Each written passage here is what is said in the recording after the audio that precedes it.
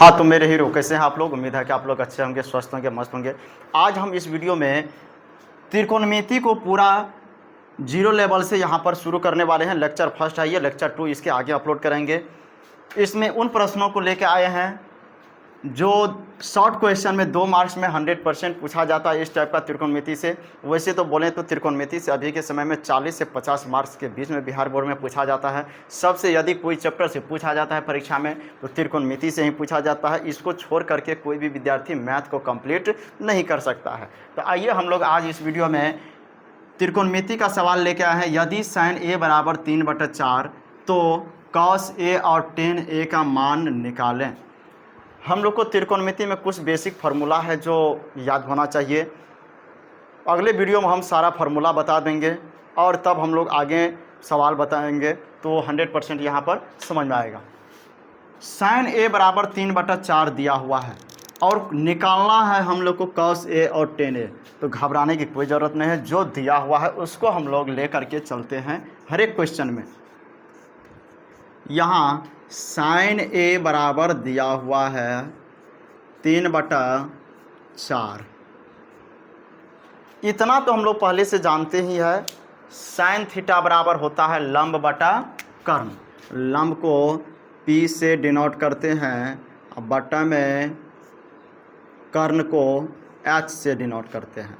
तो यहाँ पर P/H यहाँ हम बगल में लिख देते हैं सभी का। यदि लिखा हुआ नहीं हो, याद नहीं हो तो यहाँ से लिख सकते हैं sin थीटा बराबर होता है लंब बटा कर्ण यानी P/H, है ना। यहाँ परपेंडिकुलर बोलते हैं लंब को, हाइपोटेनियस बोलते हैं कर्ण को। cos थीटा बराबर होता है आधार बटा कर्ण, तो आधार को B से सूचित करते हैं और कर्ण को H से। अब होता है tan थीटा बराबर लंब बटा आधार यानी P/B। अब होता है cot थीटा tan का उल्टा हो जाता है B/P यानी यहाँ पर है ना आधार बटा लंब। अब आता है sec थीटा बराबर cos का उल्टा हो जाता है यहाँ पर कर्ण बटा आधार H/B। अब आता है cosec थीटा बराबर होता है sin का उल्टा H/P। यदि हम लोग 3 याद कर लेंगे तो 6 अपने आप याद हो जाएगा। sin याद कर लेंगे तो cosec याद हो जाएगा, क्योंकि sin थीटा बराबर होता है लंब बटा कर्ण, तो cosec का हो जाएगा कर्ण बटा लंब। इसको जस्ट उल्टा देते हैं क्योंकि उल्टा होता है sin का उल्टा cosec।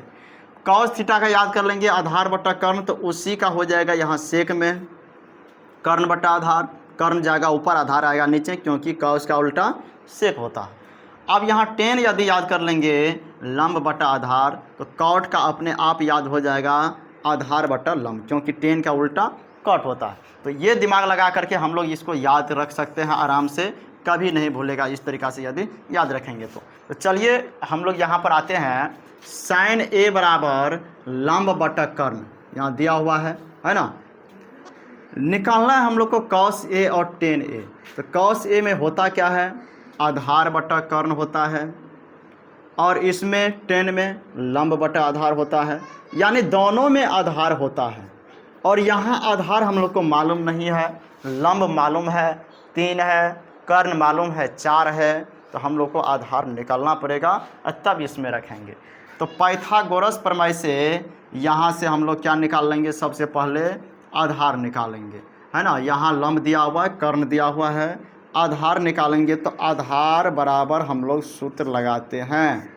आधार बराबर सूत्र क्या हो जाएगा, शुरू से लिख देते हैं। इधर यदि आधार स्क्वायर करेंगे तो इधर हो जाएगा कर्ण स्क्वायर माइनस लंब स्क्वायर। ये पाइथागोरस प्रमेय का सूत्र है। अब हम लोग आधार निकाल रहे हैं, जिसको b से डिनोट करते हैं, तो यहाँ b लिख दिए बराबर स्क्वायर को यदि इधर भेजें तो रूट हो जाता है, इतना हम लोग जानते हैं।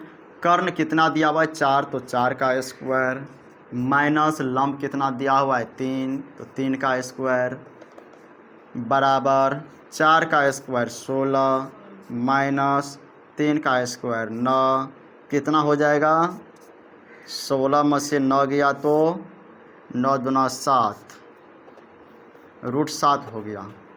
अब यहाँ पर √7 आ गया कौन सी? आधार। अब आधार मालूम चल गया तो हम लोग यहाँ से आराम से निकाल सकते हैं cos A और tan A। तो यहाँ पर हम लोग निकाल लेंगे cos A बराबर हम लोग जानते हैं आधार बटा कर्ण यानी b/h। तो b का मान कितना आ गया हम लोग को? √7। अब बटा में h का मान पहले से है 4। तो ये हो गया cos A का मान। अब हम लोग को निकालना है इसी में tan A का मान। तो tan A बराबर हम लोग जानते हैं tan थीटा बराबर p/b। तो p बटा क्या हो जाएगा? b। अब p का मान यहाँ से क्या है? लंब है ना 3, अब बटा में b कितना गया? √7। तो 3/√7 हो गया इसका आंसर। तो हम लोग को यहाँ cos A और tan A का मान निकालने के लिए आधार निकालना पड़ा यहाँ से, जो √7 आ गया, और उसको निकालने के बाद आराम से हम लोग सूत्र पे रख दिए। इसको हम लोग याद कर ही लेंगे क्योंकि इसके बिना त्रिकोणमिति नहीं बन सकता है। उम्मीद है कि आप लोग बढ़िया ढंग से समझ गए होंगे। मिलते हैं फिर अगले वीडियो में, तब तक के लिए जय हिंद।